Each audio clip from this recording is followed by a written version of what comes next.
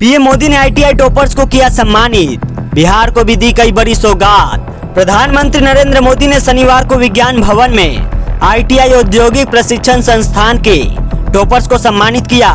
उन्होंने कहा कि कुछ साल पहले केंद्र सरकार ने आईटीआई छात्रों के लिए दीक्षांत समारोह आयोजित करने की परंपरा शुरू की थी।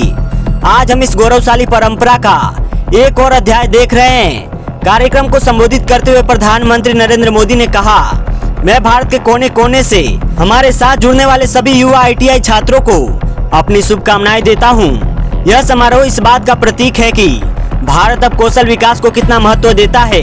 आज देश भर के युवाओं के लिए 2 और बड़ी शिक्षा और कौशल विकास परियोजनाओं का शुभारंभ किया गया है।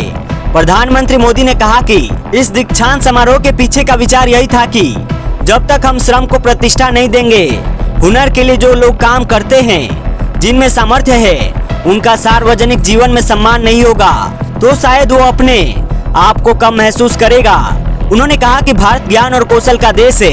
यही बौद्धिक शक्ति हमारी सबसे बड़ी शक्ति है। आईटीआई न सिर्फ औद्योगिक शिक्षा के प्रमुख संस्थान है, बल्कि वे आत्मनिर्भर भारत की कार्यशालाएं भी है। कार्यक्रम को संबोधित करते हुए पीएम मोदी ने बिहार के युवाओं की भी प्रशंसा की।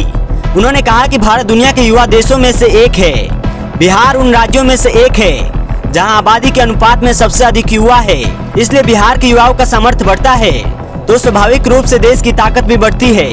उन्होंने कहा कि बिहार के युवाओं का सामर्थ्य और बढ़ाने के लिए एनडीए सरकार पूरी प्रतिबद्धता से काम कर रही है। आज बिहार के युवाओं के सशक्तिकरण को समर्पित एक विशाल आयोजन हो रहा है।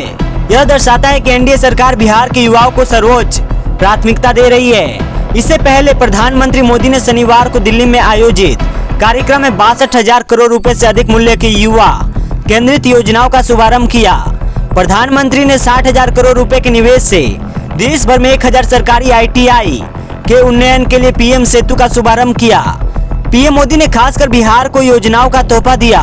उन्होंने संशोधित मुख्यमंत्री निश्चय स्वयं सहायता भत्ता योजना का शुभारंभ किया, जिसके तहत 2 साल के लिए 5 लाख स्नातकों को 1,000 रुपए का मासिक भत्ता मिलेगा।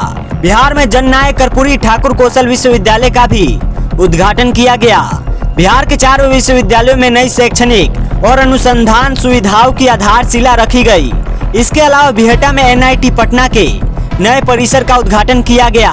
बिहार की नवीनतम अपडेट्स के लिए डिजिटली टॉक्स इंडिया से जुड़े हर पल की जानकारी, बिहार की हर खबर सबसे पहले आपके पास, क्योंकि हम रखते हैं आपको हर पल के लिए तैयार। जुड़े रहे हमारे साथ और बने रहे अपडेटेड।